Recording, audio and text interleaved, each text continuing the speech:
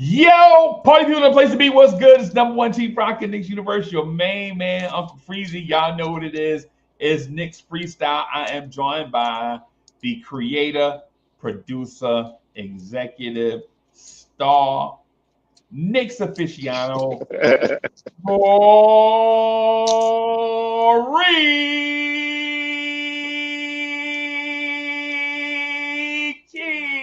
Ricky. What's good? What's good, folks? What's good? I hope everyone is well. Sorry for the extended hiatus. Work is kicking the asses. I hope everyone is well. I hope you all staying hydrated and healthy during this summer of heat. Uh but let's get to it. Let's get to these Knicks streets, man. That's what they here to see. All right, so how do you feel about the playoff loss to Indiana? The playoff loss to Indiana was it stung. It stung. Because I still think we could have beat them. I, but I also feel like it wasn't the same team. It wasn't the same team from the playoffs of 2024, Okay. and I feel like that team healthy might have had a more convincing run. That's neither here nor there, but I was very much disappointed in the in our performance, not being able to pull it off against the Pacers. Okay. I hate having Halliburton as a rival. Yeah, he's so corny, yo. He's so good. Ah, He is the boys, the men of NBA point guards, bro. I think yo, dude, that guy. Yeah, he's very R&B. Tyrese Halliburton should be playing in a sweater vest instead of a jersey, bro. Like, Yo, yo, a sweater vest, and a paperboy hat.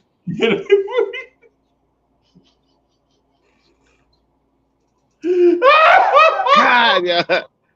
I don't mind losing, but it's certain people that I just don't like.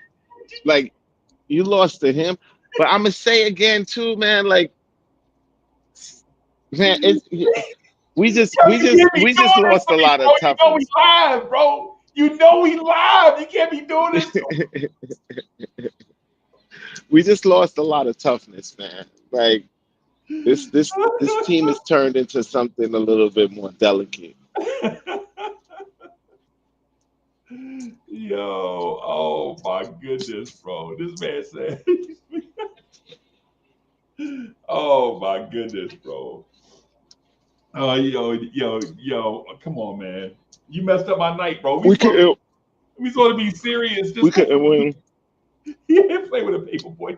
We supposed to be serious, man. The Knicks ain't serious. Like, why are we supposed to be more serious than the Knicks, man? Come on. Oh my god, bro. Yo, Chad, he made me swallow my question. I had like two questions loaded up there. Yeah. Yo. Yo, you okay, Freeze? Yo, come on, man. Come on, man. Yo, yeah, like we lost to a dude that's like Carl Thomas out here at point guard, bro. Bro, Like, remember the kid Calvin from McDonald's? yo, we lost to Calvin, Yo, bro. we lost to Calvin, yo. That sucks. That Oh really my god, sucks. bro. Oh my But god. whatever. It's one to grow on. Hopefully they learn. Hopefully they learn. And but I'm gonna say this, man. Mike Mike Brown, he got a high bar. I feel you. I wanted to ask you though, what's the difference between the 2024 team and the 2025 team that just lost in the Eastern Conference Finals? What I'd say ingredient? a measure. I'd say a measure of toughness. Okay. There's a measure of toughness and togetherness that was missing. And Okay. I honestly, I I thought the only reason I knew that Macau was an overpay, right? I knew that Macau was an overpay, but I thought that he was going to be a finishing piece, right? So because of that, like I felt like, okay, cool, you overpay sometimes for that piece that you feel is the finishing piece. I thought that he was going to be a finishing piece and that we was coming into the next season trying to get that last year's team healthy and running it back. Okay. The cat trade I think is, and people say that I hate cat, and I'm not his biggest fan. Measure of a man stuff. I think he's soft, but whatever the case, I think that trade was it was a thirsty trade. I understand that. I know that Leon been wanting Cat for forever to come over to the Knicks. Cool. He saw his opportunity and excuse, brought him over. But like I feel like that was the piece that ruined kind of like what the chemistry was of that team. Really, if they was gonna get rid of Tibbs, they should have got rid of Tibbs then, in my opinion. Because at that point it was a different team. Okay. Okay. So it wasn't say the ball handling, the ball handling difference from one year to the next when you had Dante and others to help you during the year, or it wasn't the 3 point shooting from Deuce the previous year. It was just more of the combination of personnel from one year to the next.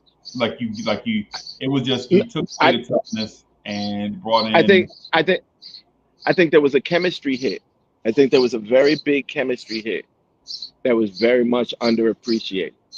Okay, okay, A lot of that shooting, a lot of guys shooting and stuff like that is very much dependent on rhythm, and not just their own rhythm, but the rhythm of the team.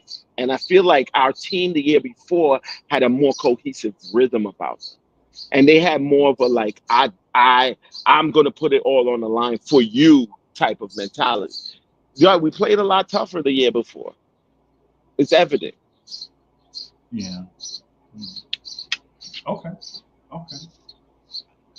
All right, man. Like this year, I got the impression that like if anybody went down, we'd be stuck. Last year was not that impressive. Like Cats went down and the team got tougher. You know what I'm saying? I did not have that feeling. I did not have that same kind of feeling with this squad, this past squad. Okay, all right. Well, Corey Lee in the place to be. Thank you for the generous contribution. Yo, I called Lee earlier, man. He must have been busy doing something, man. But I think, hey, Corey Lee, thank you for the generous contribution. He says, peace and salute. Queens is in the building. Queens get this. Queens get the money. Shout out to my bro. Hiya Lawrence to his family. Yeah, we miss you, dog.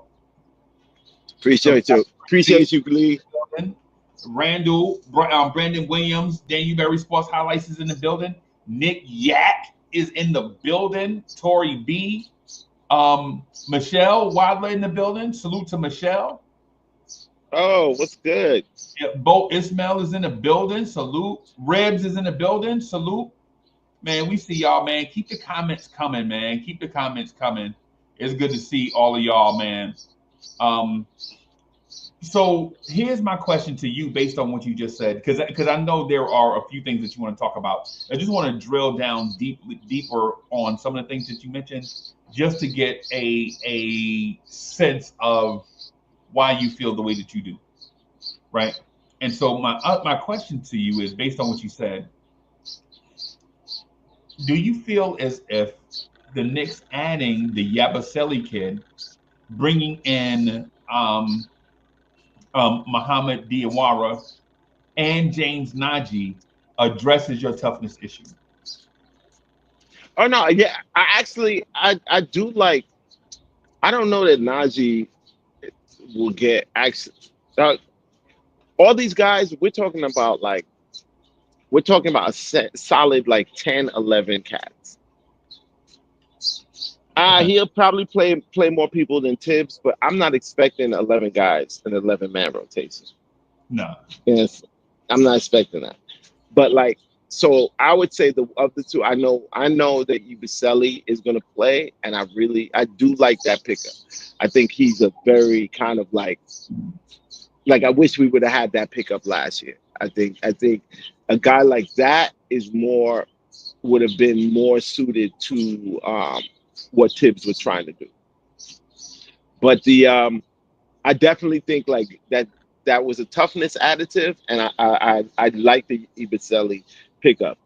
Um, what's his name? What's the other guy? But he's just an offensive to me. Jordan He's more of Clarkson. an offensive. You talking busy? Clarkson was just a he was. I think he's a good. That was a good scoring pickup for the second unit. Okay. So like between the two of them, I think like yeah, I think that we definitely fleshed out the second unit a lot, actually a good bit. I like them. I like them a lot for the second unit. I do appreciate those pickups. Okay. Okay. So you feel so do you feel we're at a better place than we were for the I feel 2025 like we were season? Or yes. Personnel wise, I definitely feel like we're a better team than we just left out of this last season. okay. Um, I would love it if we could find a trade for Towns, but if I'm stuck with Towns, this is the better team than it was last year. Okay. Not a fan of Towns, bro. Like I didn't like the talk of like, oh, like the coach's search was centered around like who could maximize Carl Anthony Towns. He's in his 11th year, yo. Like he is who he is. Like that's you know what I'm saying? Like cool, like he gives us an offensive punch, but like I'm never a fan of having to hide a 7-footer on defense, yo. And I feel you. What I will say too though is you got to be careful about the conversations you have because everybody with a Oh mouth yeah, I know. talking. You know what I'm saying? Some people just Yo. use their Oh mouth to yeah, yeah, yeah. I you know. know I what know. I'm I know the saying? I know there's the cat sexuals out there that just that already got his number and name tattooed on their chest. So yeah, I've fought them off already. I fought Yeah. them off. Well, no, and I I'm referencing the coaching search, and so for a lot of us, whether we learned it in college or whether we learned it through on the job training, a lot of us have learned professional approaches to vacancies, right? Like when you have a vacancy, you don't fill the vacancy because you need the job done right away, not at a high level. You fill the vacancy, you add somebody that's going to add something to your team, right? And if it takes a little bit longer than expected to fill that position, then you have to take longer than it takes to fill that position because you want to add an additive. You don't want to add a negative because if you bring a negative in, he's going to take away from what you already have just by adding him in a rush. I You know, agree. I, I agree 100%. That would bring me to the coaching search. that's the part that I'm talking about. The coaching search is the part that I was referencing. Like when you said the thing about getting the most out of cat. And so my question to you is: were you satisfied with the coaching search? Do you like with how the front office looked to Now interview other coaches? And they actually to me and this is a guy who's really I've loved Leon. I've loved Leon's moves from the time he came in. You know what I'm saying? But I think that they got caught flat foot with the with firing Tibbs and the coach. They seemed like they were not prepared to do that move to make that movement when they did. I felt like the coaching search was a little bit. It was very much disjointed. And it didn't. It lacked the elements of sounding of feeling like there was a plan involved. Like to me, you don't like. There's been talk of firing Tibbs all the way from last season, or season before even. So my thing is like, yeah, like, do you plan for contingencies? Because like firing Tibbs and then just going after a bunch of cats who were already contracted didn't really seem like a solid plan. And I feel like, and I still feel like we kind of ended up with Mike Brown. Okay. That's just how the coaching search looked to me. And and not that I feel like Mike Brown's a decent coach, but I don't see him as some major upgrade from Tibbs. It's good to have a different. I mean, it's just the difference of itself might be good. Like have a different voice in the locker room, but like ability wise, I don't really see him as a major upgrade from Tibbs. But maybe that difference of voice is enough. That's all they need, or whatever. But I wasn't happy with the coaching search. Okay. Okay. So now that Mike Brown is here, though, now that Mike Brown, right? We superstar, right? Superstar. People can't even. People legit are just walking by Free Keith and like, oh my goodness, it's him. Yes, it's him. He is It's him. me. It's Yeah, me. You yeah. called me. So now that Mike Brown is here, what do you expect the momentum to be? The momentum from the Eastern Conference Finals, the momentum of replacing Cameron Payne and Landry Shamet with Jordan Clarkson and Yabusele. What do you think the momentum is going to No, be no, if we have a healthy offseason? they should be very excited. We should I'm gonna say this. There is a 50 win. There is a 50-win season. Eastern Conference Finals bar. That's the floor to this season. The absolute floor. So I'm expecting them to come out the gate. It's the same team. It's the Okay. same team. The same core. You know what I'm saying? Like same leaders. Nobody got touched. Nobody got traded. And we got the new coach like everybody wanted.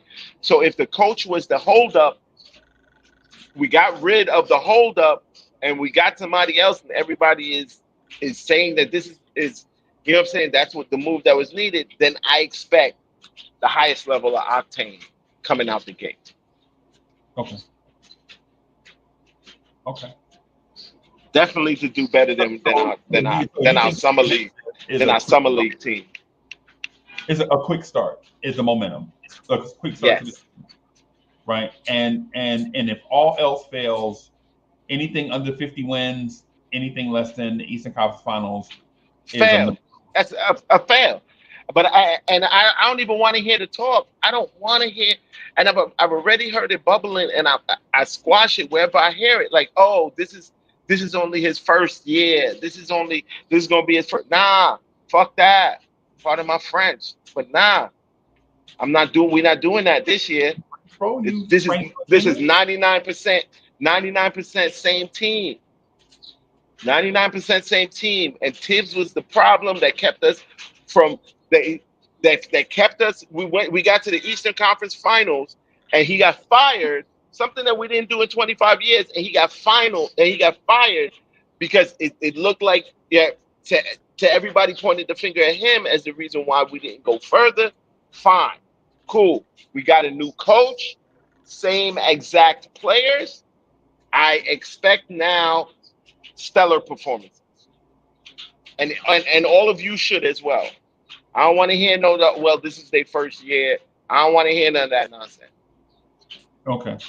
So the expectations is Eastern Conference Finalists. Period. At a minimum, that's like your what's the lowest passing grade? That's what that is. Because you Right. should be getting us to the finals if Tibbs was the holdup.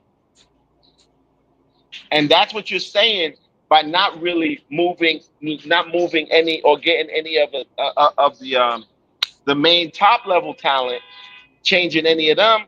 Cool. So it's not the players; it was the coach, and we solved that problem. I don't want to hear any excuses as to why. Yo, we get bumped off in the second round, or God forbid the first. Oh, it's gonna be some questions that need to be answered. Yeah. Um, we'll say this though. Let me ask this. Um, the Mike Brown thing is going to be a delicate conversation, especially since it's early on, and so we have no idea. We don't have any Knicks footage of Mike Brown, right? But let me ask this though: how do you feel about the demotion of Rick Brunson? I don't really care about that. I was actually scared for a second that he might end up being the coach because that's how silly that coaching search was. Okay. Okay. That's how haphazard and unprepared it was. Okay. I thought they were setting us up to just like be like, well, we did an exhaustive search, and then we end up with Rick Brunson. Right. Right. Right. Right. No, I feel you. I feel you on that. I don't know if I have a feeling about Rick Brunson. I do have a feeling about the associate head coach position though. Well, And who do you think? And even with that, who is he going after for associate head coach? Coaches, cats that's already contracted, and we getting told no. Yeah, we can't like. It's just not. Yeah. all I'm saying when it comes to the assistant coach job, Who you looking at? Who you looking at? all I'm trying to tell you, man, I keep seeing a strange number on my phone in red. I hope that's not them hitting me up. And I keep seeing I got a missed call from a New York number on my phone, bro. They A he look at scammer. they may need the number one chief rocker, bro. Scam likely. Um.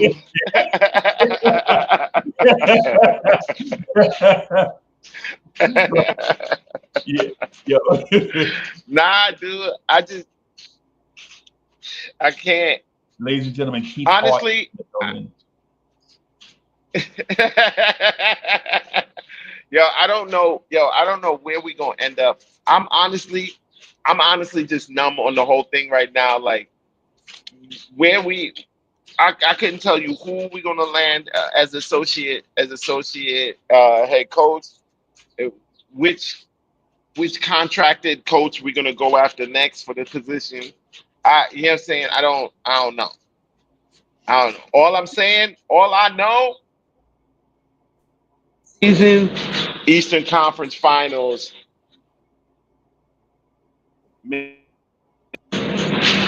That's all I know. That the Okay. bar is yay high. I think the approach though, and I'm gonna speak to the point, and I don't know if it's out of turn, and I'm saying it respectfully. I think the coaching search, whether it's the head coach or the assistant coaches, is in line with Leon Rose, what he's been doing since day one, and that is trying to bring the best of the best of the best into the organization, regardless of what it takes. Right. And so sometimes it looks dirty and underhanded, and then sometimes it looks genius. Right. And so when it comes to that, I'm just going to give it all, I'm just going to look at all of it the same way, judge it all the same. Right. Like Leon Rose wants the best of the best of the best.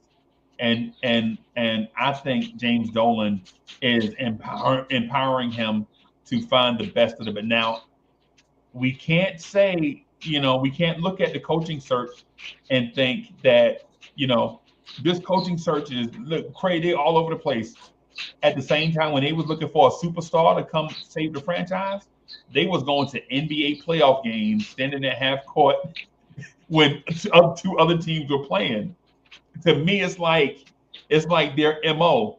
Whether I like it or not, You know what I'm saying? I don't have a like or not like. I think that's who they are, right? Like they don't care. They bold with it. They're just gonna go out and if some they feel like somebody's talented, they're gonna go after them. Is how I've been viewing it. I mean, that's fair. That's fair and fine.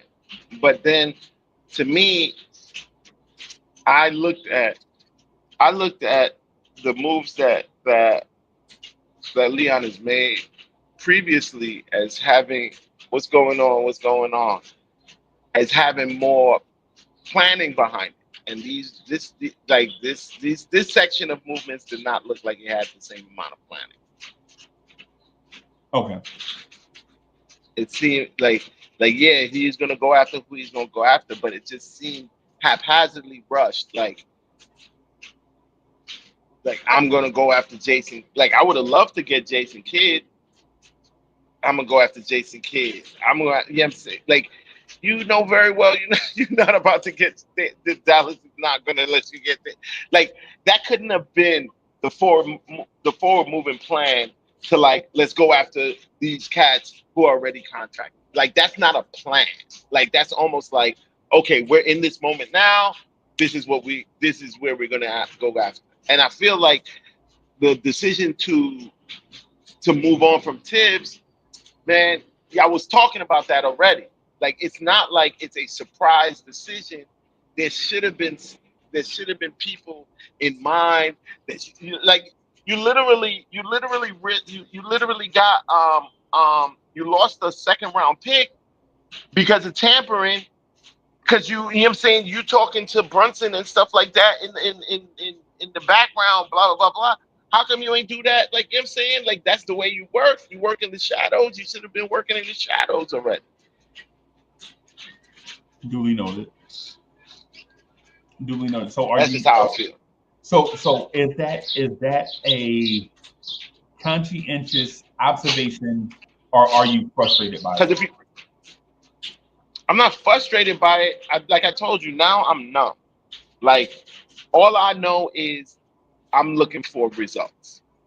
Okay. Do I think that do I think that Mike Brown is some stellar coach that's going to bring some genius level something or another to the joint? Right. No, I don't. Is Okay. he good enough? Yeah, he's good enough. You know what I'm saying? Like I definitely would have much rather I would have definitely much rather what's his name from the Mavs, but he's under contract already. What's got you to this place of numbness? Is me not understanding. I thought I understood what Leon was doing. I thought, like, for years, what was I talking about? Oh, like this. I thought the model was the 2004 Pistons rebuild, which is my favorite Pistons build, which is my favorite team build of the 2000s. Like, and I thought he was going in that route until last summer. And then oh you go cap it off with a star chase, and then the star you chasing to me like he don't even fit the mold of the team that we have. Like he's soft, he's not tough. Like he didn't really fit what it was that we were making. And then I realized like oh okay he's not really looking at going in that direction. So I have to reevaluate what it is that I think he's doing. I'm gonna let it fly. I need more moves to understand. Or you know what I'm saying? Like I'm just riding with what it is and trying to hope the results pan out. Cause now we gotta be a more offensively like we're now we gotta lean more into offense than we did into defense. So to me, that this whole dynamic has changed. I personally don't like that because I feel like MSG MSG is the place that everybody in the league comes to show out, right? Like that's why we get brand X dudes having the night of their whole career regularly. Some off brand dude having the night of his career at MSG. Why? Because it's the world stage. No other team plays in an arena like MSG, or at least with the reach and history and what you call it of MSG. It's the world stage, and all these players want to show out there. It's cool if we're gonna have like an offensive focus, but in that particular situation, you're not gonna out offense every team in the playoffs. Like we have to have. I feel like we need to have more of a defensive leaning team to really combat the cats who come here and show out. So I don't. I'm. So the jury's out for me. If we're going to be now a more offensive team, we're going to be the Pacers now. Let's go. Let's see. Let's see how that works here. Okay. Let's see how that works. All right. I'm not So with it, but since you mentioned that, um, is there a specific style of defense? Do you just like the Tom Thibodeau style of defense? Is that what we're getting at? well, to me, I like the Tom Thibodeau style of defense where the big man, where where it's centered on your big man, which to me traditionally it should be. Like it's from your center on out, right? And cool, Let I me could ask you. take Wait, let Brunson, me ask you. I Let could me ask you. take Brunson, Okay, I let could. me ask you. Mm. Let me. When's the last time a center came off somebody's bench and put up big numbers on the Knicks? Like the guy, like that random guy that you're mentioning, like a random. When's the last time a random center, a no-name center, just and I mean a real center, not like a 6'9" power forward playing a five. When was the last time a real center, a random no-name center, destroyed the Knicks? Mm, not from the center spot. Yeah, yeah. Not from the center spot. It's more so your guards or your guard or your forward that do that. But again, because we had Mitch, and because there was such an emphasis of the defense from the center location because of Tibbs. I'm That's me. defending I'm Tibbs saying. defense, everybody. I'm defending Tom Thibodeau's defense, everybody. Just But he's and a big am I man. right though? He's Did you see a Tibbs? Did you ever see a Tibbs defense give up to a random center? I just want to shoot not Tibbs. random. No. I don't want to accidentally kick Tom Thibodeau back in while he out on the beach drinking my time. So Nah, it's got to be it's got to be your jokers or your and like yo Embiid couldn't even really get off like he normally gets off against us like against the Tibbs defensive his defensive scheme at the center spot. okay, okay. And if Mitch is gonna be healthy, I know y'all Mitch is so undervalued, man. So yeah, your boy, yeah, you saw what healthy Mitch was doing. If he had some help, if he had some more defensive help in this from the person he was backing up, this team would be dangerous. Like if Towns comes back this season and is somehow like a defensive, like I'm not even gonna say monster. Like if his mind is just there and he sticks with the defensive sets, he doesn't go off on his own thing, and he doesn't make those dumb fouls that he's making. I think we got something. Right. But I just don't have like Cat gonna have to show it to me. I just don't have faith in that dude as in the position that he plays on the team. If he was a backup or something, cool, love him. But like being the number one or number two on the team, I'm just not impressed with him right now. Right. Especially not for the bread that's You know, going up every year on his contract. agreed, agreed. So what I get from that is it don't man. You don't like Cat. You just need Mitch as a starter, and a defensive guard in the lineup. Yo, give Like me you would trade Cat for Lou yo. Dort.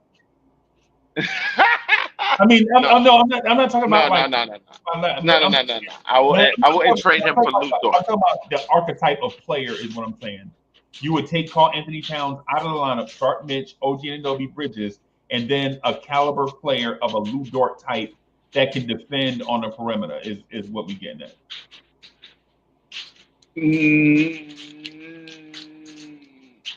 Lou Dort is because you can't call Lou Dort soft, bro. Lou Dort is the opposite. He's not, no, not soft, but he's not really. He's not offensively potent on I wouldn't mind seeing Mitch run with Ibusele in Ibusele in the first a run with Brunson, Bridges, OG, Ibusele, and Mitch. Let me just say this. I'd like to see that. Just really quick. If you think that dude is a defensive center or defensive big, he's not. He's completely it's not that. He's completely he's tougher. Yeah, it's the same thing as Randall. He's offensive, but he's not gonna. Yeah. But that translates over as well. Like, see, that's why it's hard to say. It's not pure defense. It's not pure defense what I'm talking about when I say toughness. Like, there's a toughness that is just not there about Cat. Like, I've seen him try to back down guards in the paint and couldn't do it. Like, you're 7 foot. Like, you backing down Drew Holiday and can't do it. I don't know. Like, that's just not tough to me. That's just not tough. Okay. So that's what I mean. It's not so much like, this person knows all the defensive sets, but so you can't be soft and also impotent on defense. Like the stuff that he's getting accused of doing his own thing and not running the defensive play and this, that, and you can't do that and be soft. Okay. Meaning Cat. Right. Yeah, it's tough, man. It's tough to be and not defending Cat, because in terms of the conversation, everybody has the right. Go ahead. I'm saying I'm indifferent. I'm indifferent to. I just want to win. I don't care how we win, as long as we win. Right. So it is. You know what? I'm with you. That's what it is. It's indifferent. I'm not numb. I'm indifferent. That's what it is. Okay. That's the word I was looking. Yeah, because I'm not apathetic. It's not like I don't care. Right. It's just I'm just in the middle right now. Like I'm enjoying being indifferent either way, not leaning one way. And I enjoy being independent on this topic. Right. So I just want to see how the results play out. Deuce McBride was 40% from the floor last year, 37% from three. He played a career high 25 minutes. Are you open to changing Deuce McBride's role so that you get more offensive firepower off the bench? I think that's going to happen naturally, though. With this, I think that's going to be a feature of what Mike Brown brings, because the minutes distribution is probably going to be different, or definitely going to be different. I think that there's going to be more opportunity for Deuce to come to get more minutes, to get more quality minutes, to get more. And I think he may be one of the offensive power, or could be one of the offensive powerhouses of that second unit. I look forward to seeing him and Clarkson play. So you've been although Clarkson can be kind of a chuck sometimes. And honestly, I think that's what we've been missing since J.R. Smith. Honestly, Mm. the guy off the bench that you don't have to run plays for, the guy off the bench that can create his own stuff and get his 14 points. We've been missing it. Look, I think we're probably in this space of we had it in fourth quarter. Burks, remember Alec Burks used to do it in the fourth quarter? Would get us like 9 points in the fourth, Man, I but he love Burks, bro. but he couldn't do it for the entire game. Like he couldn't give you that Mm. for the entire game. So he finished the game with like 11, 12 points, but he get like 8 or 9 of them in the fourth quarter. Jordan Clarkson gives you this thing where when he's cooking, he's borderline starter, borderline top guard ish in the league, borderline. When he's not cooking, he'll still get you some offense. He'll find a way to get the ball in the basket, even if it's on high volume and low efficiency. But he'll get the ball in the basket, right? My thing with Deuce though is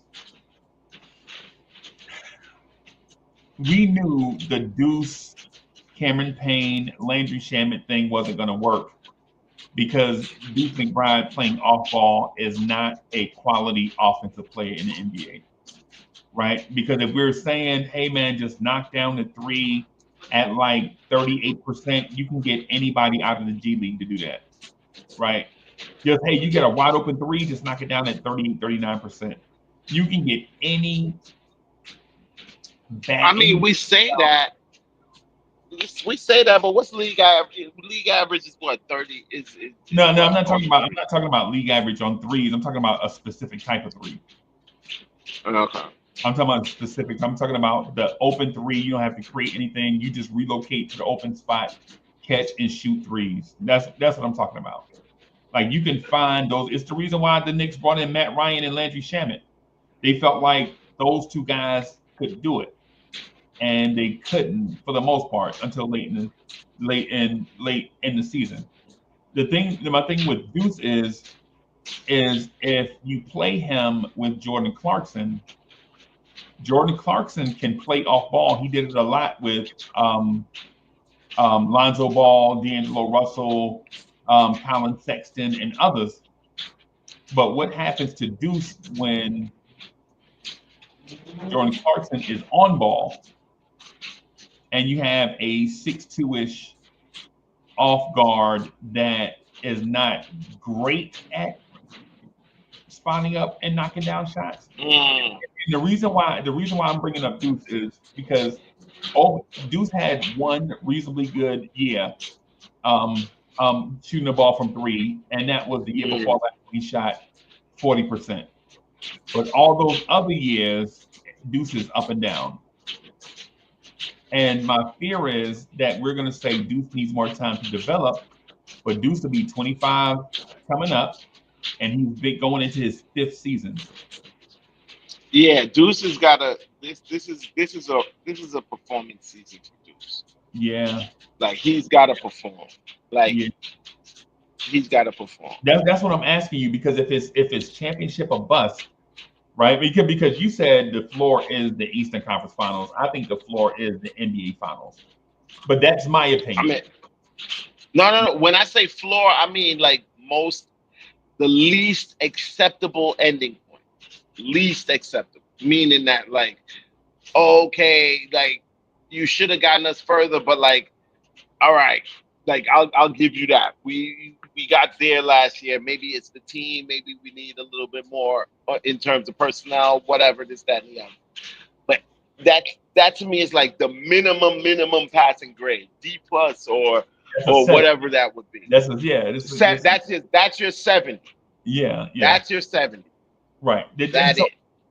and so I got you. Like I feel you in that. The thing is, my thing is not that Deuce is a bad player. What happens is when you went off the bench when Deuce's feet when another player off the bench is featured, I think Deuce his production is diminished. Is what I'm getting at. I'm not saying Deuce is bad. Mm, What I'm saying is when Deuce is in a prominent role, kinda, he can be effective. But when he has to split or share his role, not so much. And I'm not saying he's high usage because he's not, right? I'm not I saying think he's that complimentary because he is. And what I'm saying is in a decreased role, and I don't mean minutes. I'm not saying minutes. I'm saying role because you could play more minutes and be in a lesser role, right? I think in mhm, a lesser role, I think he tends to not be as impactful. Like if you ask me for yeah, my opinion, if you ask me for my opinion, right? In my opinion, I would consider bringing in Russell Westbrook to play along with Jordan Clarkson. That's what I would consider that. And I know that's an Russell, even worse. That's an even worse catch and shoot option. and but the thing is with Westbrook is you don't need him to be catch and shoot because he can score in a variety of ways. Deuce McBride is not a shot creator for himself or others. Mm. You feel me? Like I feel like mm, I feel like Deuce gets his own shot. Like I feel like Deuce could get his own shot. Like he may not create for others, but Deuce will get his own shot.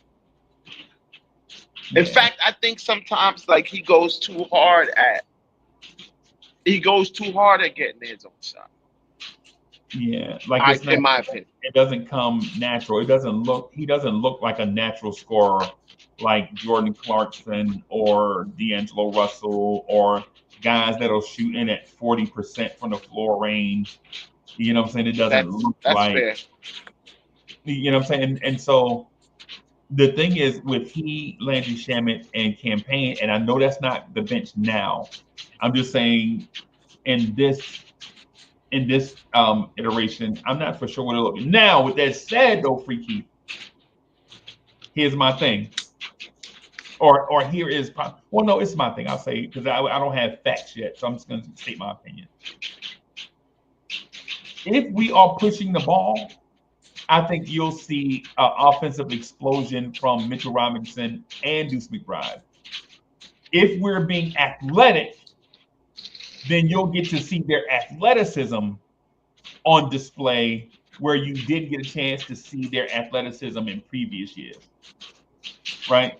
And so that's where the teeter totter is kind of like the seesaw is kind of like, do you go by what you saw under Tibbs, or do you project what might happen under Mike Brown's projected free flowing offense? More athleticism from Deuce, I more athleticism I don't. from. I think we're going to come up on a very athletic second unit. However, I think I don't think Josh Hart is going to be in the starting unit. I think Mitch is going to be in the starting unit. Hmm, I don't understand what that means though. So I think the dynamic of the second unit is more so like Huck Porty might be the backup center. So you're talking about like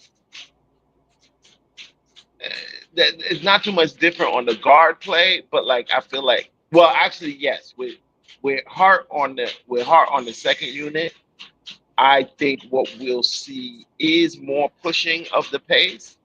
Uh, Definitely the second unit is going to be more athletic, I think, than what we've seen before. Let me just say this though.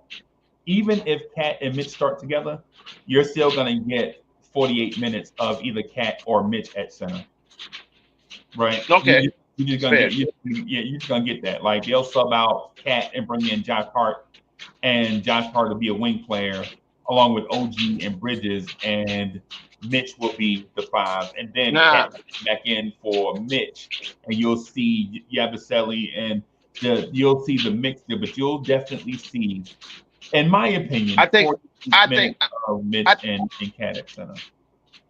I think Huck Porty's going to play. I Yeah, think Huck Porty's going to play. okay. So like that he cuts into that 48 minutes. He'll get some of that 48 minutes. I think. I think a lot some like I think the majority of in my personal opinion, I think the majority of positional play that Towns will be at is going to be like I think he's going to get like primary minutes at the four. That's just my opinion. I feel like that's where he's used Yeah, best. no, I no, no, no, no. We got to stop, bro. Yeah, we gotta okay. cut this out. This is already going off the rails already. That's best for Already. the team, bro. No, it's not I best feel for the like team. that's better for the team. Come on, man. Don't do Him that. at Come the on, man. four, him at the four, and Okay, a strong wait. center, and a Okay. strong center. So what's best for the team is think about what we're saying. Mike Brown says we're gonna play fast. So what's best for the team is take speed off the floor and get bigger, and then force big guys to do small guy stuff athletically at a faster pace. That's what you just Who, told me. what are you talking about? So what's the difference with him at the five? You have more He athletic guys. speeds up. Yeah, you have more He athletic speeds. guys. You Mitch have is more pretty athletic athletic, and and Mitch can get up. Like he can get up and down the court very fast, very fast. Mitch is not no slow poke center. You could run with well, Mitch in a well, fast break. we want now. I think so. I think Mitch has been that for years. I think Tom Thibodeau Years, was holding Mitch back. That's years. what I think. Right? I think Mitch is more athletic. I think the springy Mitch that we first got is still in that Mitchell Robinson body, right? But the bulked up Herculean Mitch is what Tom Thibodeau wanted, right? But Well, you the thing is though, in a Mike Brown system, you're not gonna, bro. Keegan Murray was their biggest non-prominent big person, and Keegan Murray is like 6'8", 210. He is their four for those that love the numbers, even though these teams don't play power forwards, mm. right? Teams don't put two bigs on a box and say, you get that box and I'll get this box. Teams don't do that, right? Teams don't do that no more. Teams generally are taller, more athletic, more skill diverse, and things of that sort. That's why when I hear the Mike Brown's going to play two bigs prominent minutes, and they're gonna I think I don't know if we're a Mike Brown offense, a Mike Brown unit with one primary ball handler and two bigs is begging for us to be frustrated with Mike Brown before he even coaches. Well, we need honestly the team. In my opinion, the team needs another playmaker. Right. The team needs another playmaker. I feel like that. Not to keep harping back to the last team, but like that's another thing Randall brought. That's another thing that Randall brought that like hasn't been replaced is that secondary playmaker that can make plays for himself and others that's playing next to Brunson that can actually make Brunson be an off-ball player at times. that was a good that was a good combination of things to have, especially Right. and as a like a little release valve, like But who are you gonna put on pressure the floor? release valve. But who are you gonna put on the floor then? Because I don't know because like if we you really add that we person, really don't have that. We don't have a secondary you're playmaker taking of that Mikal Bridges level. off the floor. If you do that, you're taking Mikal Bridges off the floor, and now it's Brunson and that person, right? OG, Cat, and Mitch. But this is what I'm saying. We don't have that person. We don't have a playmaker of that level. Like we don't. That's a fact. The secondary one. We don't have a secondary one at that level. Nah. And that's the reason why, though, that's the reason why, and not to dominate your point, because I know you want to get to some other stuff, but that's the reason why I brought up the Deuce McBride point, right? Because if Deuce can't do it, and he also can't be a traditional wing player in the sense of how people use wings nowadays, then what are we going to do with Deuce? My question is, do you start Deuce And then that way, your adjustment, you can adjust. You can be game flexible. Coming off the bench, right? Do you start Deuce instead of whoever? And then, depending on the game you're in, you switch Deuce out with Clarkson or Hart or Yabusele or whomever in I can order see to maintain game flexibility where you can make adjustments in game as opposed to having to adjust after the game is over. I could see definitely like Deuce Deuce starting over Hart over Josh. I could see that. Okay.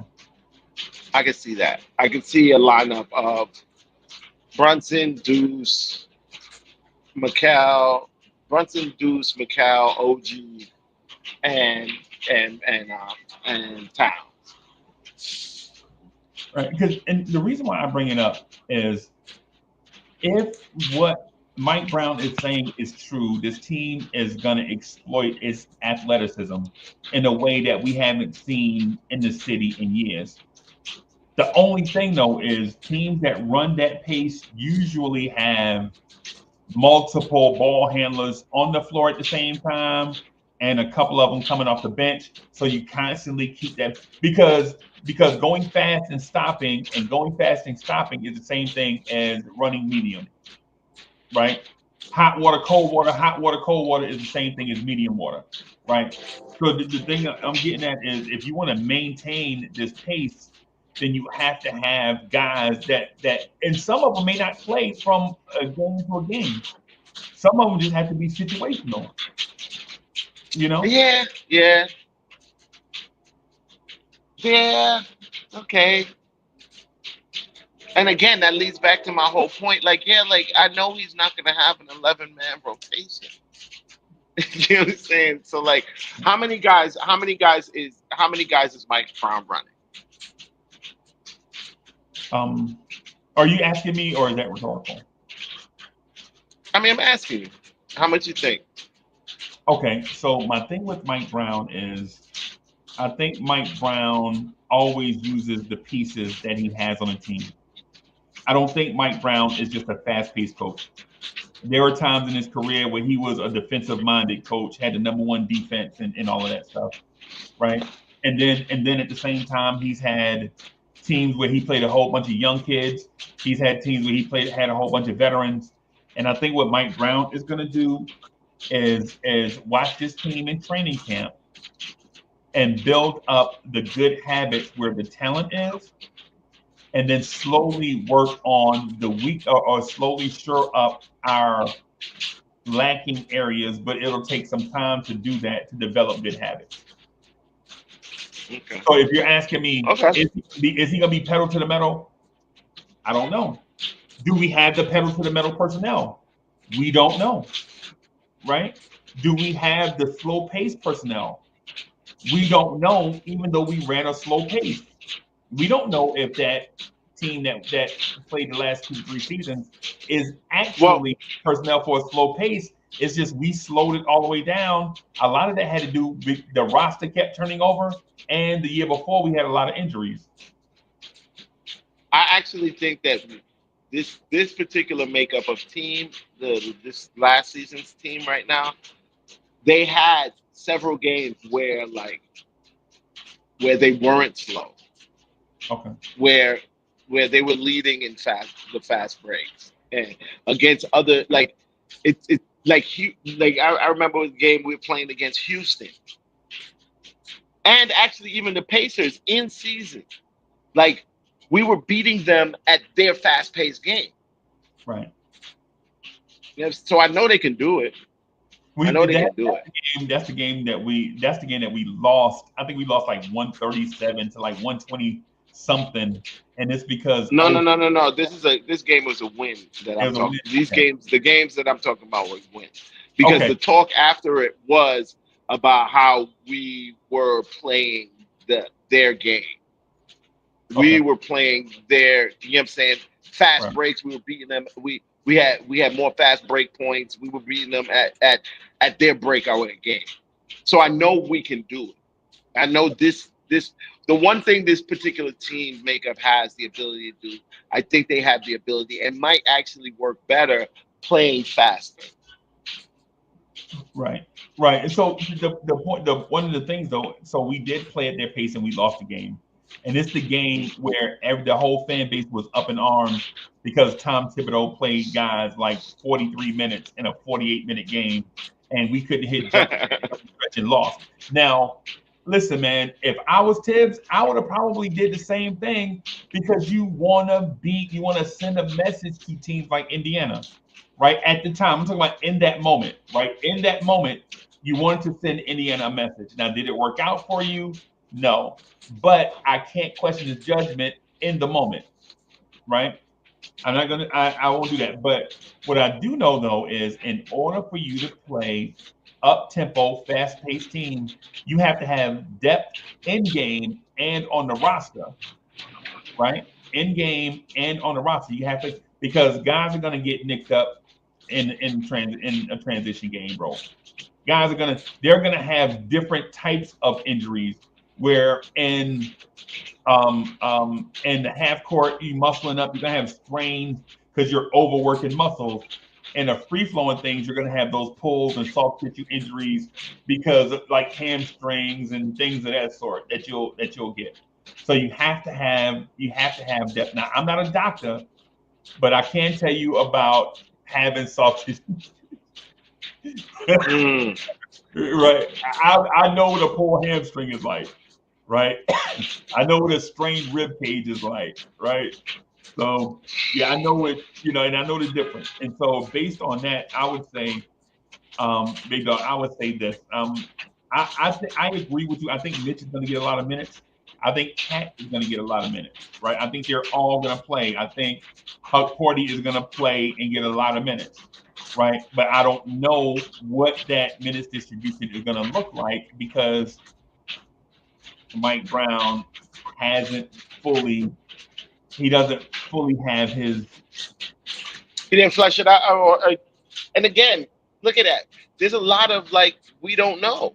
There's a lot of question marks around the whole thing. So it's hard to answer even questions like that because we don't know. yeah, yeah, yeah. That was the reason why I questioned what you were saying because I agree. I know Mitch, Cat, Huck Porty, Yabusele, they're all going to get a ton of minutes. Over when we look at the minutes at the end of the season on average, it's probably going to wow us. But how we get to that final number, Like, but here's my thing. I of like this is why I say that there's going to be a ton of minutes at for Cat at the four. The reason being, our bigs, Cat, Mitch, Huck Porty, Yabusele. Uh, Two of them do not play the four, but they're gonna play. Well, three.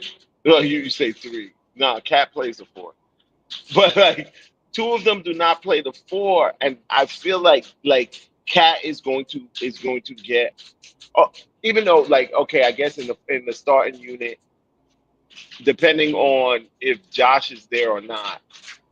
Like if Mitch is not starting, he's definitely like Cat is definitely playing the five, and OG's playing the four. But I personally would like to see OG back in the wing spot at the three. I feel like he operates better there. I would love to see him back there. I would love to see McCall at the two. Like that's where I want. You know what I'm saying? That's where I would love to those two to be. But fine. I'm looking at the abilities of the bigs that make up our core of bigs, and I like Cat plays the four and the five. Uh, Ibusele plays the five, but that'll be he's primarily a four, possibly even a three on occasion, but like he's a small ball five. And I think Mike, power wing. He's a power huh? wing, a power wing player. Like because he's not going to give you center stuff. Like he's not going to give you Yeah. So like, rounds so you and got so you got Mitch, who's a center. You're not playing him at the four. You're not playing Huck Porty at the four. But cannot they're gonna entertain you they with. they but they're gonna get minutes, right? They're gonna get a solid amount of minutes. So I'm assuming the majority of their minutes are gonna be at the five. No? Yeah, let me entertain you with a thought. I just want to entertain you with a thought just for a moment.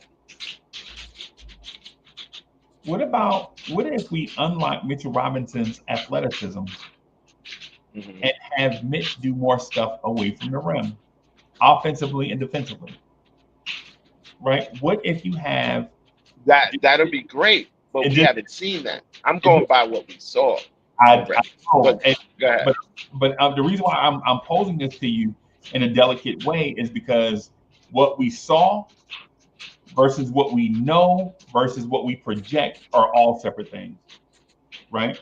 Like what we saw is Mitchell Robinson, for the most part, be played in a strong, girthy, old school center type way, depending less on athleticism and more on IQ and spatial awareness. Like the thing that we don't say enough about Mitchell Robinson is spatial awareness, right? Where to go, how to use his athleticism, letting his body guide him and tell him what to do based on where people are on the floor. Like we don't give Mitchell Robinson credit for these type things. And I know when I say this, when I say Mitchell Robinson is spatial awareness, people will never give us credit for pointing out the good things Mitch do, right? It'll Bro, always be, hey, he can't shoot free throws. What I'm saying to you, dog, Mi- is as opposed to thinking as things being from point A to point B, how about in a free flowing offense, Mitchell Robinson not going to the dunker spot? What if Mitchell Robinson is away from the rim and you have Mikal Bridges in your dunker spot, like how teams use Marcus Smart, Bruce Brown, and other mid-range guards who can score at the rim in a mismatch, right? What if we Drew okay. Holiday is another example of a strong guard that occupies the dunker spot when Porzingis is out on the perimeter. What if we use Mitch's athleticism, unlike his athleticism, so that you'll get more, dare I say, Gotham lobs, right? And I'm gonna say that, and I'm gonna say that in this way, right? Most athletes need a springboard in order to catch lobs in the NBA, right? Like they don't just levitate to catch a lob. They need to get a running start to catch a lob. And what I'm offering is Mitchell Robinson away from the rim screening off the ball, not in the screen and roll, everybody. I'm saying screening away. It's the play that the Boston Celtics run, the zoom jet when they start Jason Tatum in the corner and they send a big into the corner so Tatum can turn that corner, and then they have a big man, usually Luke Cornett, running full speed to the rim, and he catches it and throws up the little floater. If you can imagine that's Mitchell Robinson, those are dunks. Those are dunks. This is how you create offense for bigs in a non-traditional way. You don't have to post up Mitchell Robinson and give it to him 4 feet away from the rim and give him 8 seconds to dribble down and fake one way, go the other, and throw up a jump hook. You can use his athleticism in other ways. Now, mind you, if Mitchell Robinson is cutting to a rim baseline and the guy that he screened for is coming up top, that means that corner over there that he just left is wide open to a shooter. Now, are you gonna pin your defense in to stop Mitchell Robinson from dunking, or are you gonna keep your defense, or are you gonna keep your defense spread so the corner three is not available? Well, what happens is if you do that, then you got Mitchell Robinson on a smaller guy attacking the rim. And for that reason, I'm saying if you can imagine Mitchell Robinson using his athleticism, right? If you can imagine Mitch using his athleticism, you can play Mitchell Robinson and Cat together, but that's in a half court set. Now, what happens when you put the pedal to the metal and you're up 17 on a team and they put the pedal to the metal? And now you have Cat and Mitch sprinting down the floor, backwards and forwards at 260 pounds for 35 minutes, what are you going to get from Mitchell Robinson and Karl Anthony Towns in the fourth quarter of games when they've been sprinting this crazy pace back and forth? Well, you're making the assumption that they'll be under like minutes usage like it was Tibbs. I don't think that they'll be under those same minutes usage. I don't think that. Yeah, from everything I think about Mike Brown, I don't think that that they're going to be playing a 35 minute straight set of basketball each. Like, I don't think that that's how it's going to go. Like, I think that they'll be amply rested during the game. Okay. And I definitely think that Mitch, possibly not Cat, but I definitely think Mitch is built for it. He's a runner, man. Yeah, that's the reason why and pardon me if it sounded disrespectful. I didn't mean for it to come across that way. What I was wanting to do though is unlock all the possibilities instead of us just locking in on the crazy Twitter conversation. You and the thing, you saw it. You see it, like, man, Mike Brown, man, the stuff they saying about Mike Brown. And so Free Keith and I are in like this forever Twitter thread that just won't. And so some of the stuff thread, when I see it, I just want to puke, but I don't want to mess up this jury. So it's it's like they make you so mad, bro. Like you just want to. Yo, you know cats are infuriating with their stupid opinions, yo. Some of them infuriating. So that's what I'm saying. Like instead of that's why I'm. So if I stepped on toes, like Freaky, if I stepped on your toe a little bit, it's not that. It's we saw 5 years of Tibbs, and we assume that every player on the roster is still a Tibbs player, even though a new coach is going to come in, they're still going to want to play like they did with Tom Thibodeau. And we shouldn't assume that. We should assume that these are prime, otherworldly athletes that can make adjustments to a new coach. Oh no, they'll have to. They'll have to. Again, these are the big question marks. Like, this is why I'm not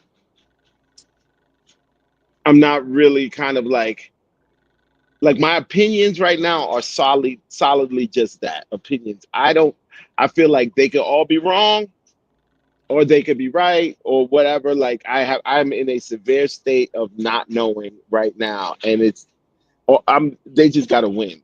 They just gotta win. Right. I hope all these things that you're talking about come to fruition, and Mike Brown is able to unlock Mitch in some different way. He becomes some tsunami lob threat. Yeah. Maybe develop a little bit of a 4 or 5 foot Jimmy. You know what I'm saying? You never know. But see, we just running with a bunch of maybes right now, and it's cool. But that's where it is, though. Right. And I tend to, and my guy Keith Turner, a great name. You're obviously a stand-up dude. I agree 100% with what you're saying. I don't think Cat is worth his contract either. I think Cat is getting paid like a superstar, and I do not think Cat is a superstar. And his money is only going up from here. Right. Okay.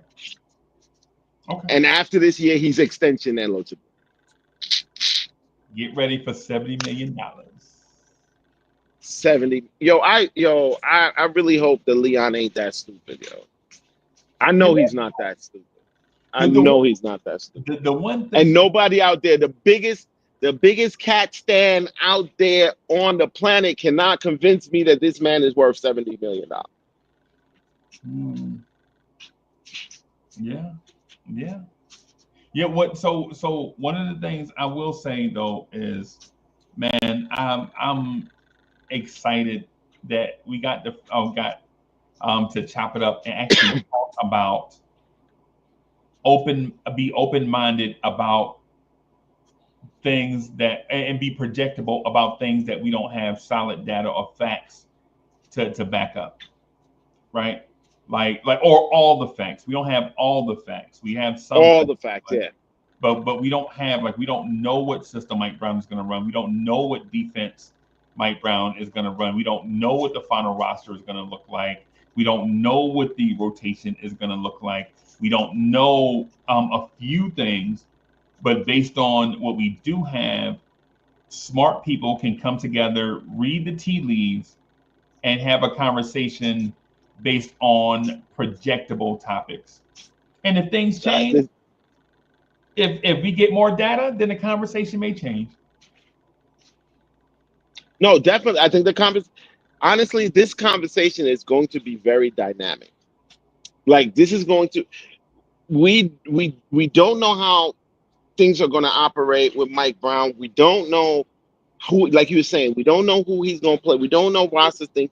So like this conversation has to be a dynamic, continuous conversation. Like there's not a period on the end of this discussion. There's a Oh, dot dot. There's a dot dot dot. ellipsis. There's an ellipsis on the end of this discussion. Oh, them frat boys, them frat boys vocabulary. Sue me. Hey, freaky, but hey, before we get out of here, man, I said something to one of my coworkers, right? And she had no idea what I was saying. I told her there was a time, right? There was a time where I legitimately had to pay for books and take notes in a notebook so that the book stayed in pristine condition so that I could resell the book at the end of the year to get some of my money back. And These so, kids don't know about that. who does that? You know what I had to do? What I did, because I worked in the computer lab with we had a printer. I would get my current textbooks from somebody who had it before, and I would just photocopy the whole book. Yeah. While the staff wasn't looking. While staff,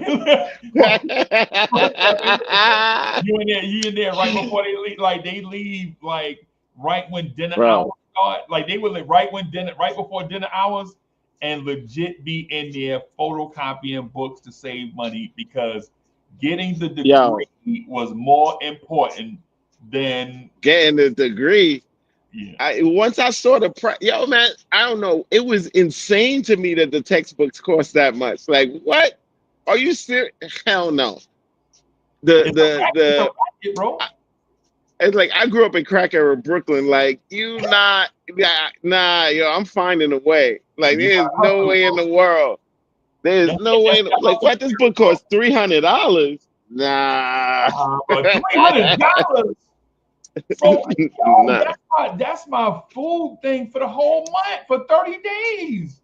Yo, if I buy this book, I can't eat for the next month. Nah. Nah. Nah. Nah. Hey, but you know what I learned though? As somebody who grew up, I grew up in Jersey City, right? Lived a lot of different places, right? But as like coming off the street, I was told that's hustling. Like you got to get your hustle on, man. You got to get up and do it. You got to be a go getter. And then I got in my second or third year. I'm gonna say my third year, like after sophomore year of school. I learned that the real name of it is called entrepreneurship. That's a fact. That is a fact. You're right. Like, yeah. The moral of the story is go to school, right? The moral of the story. You got anything else before we get out of here?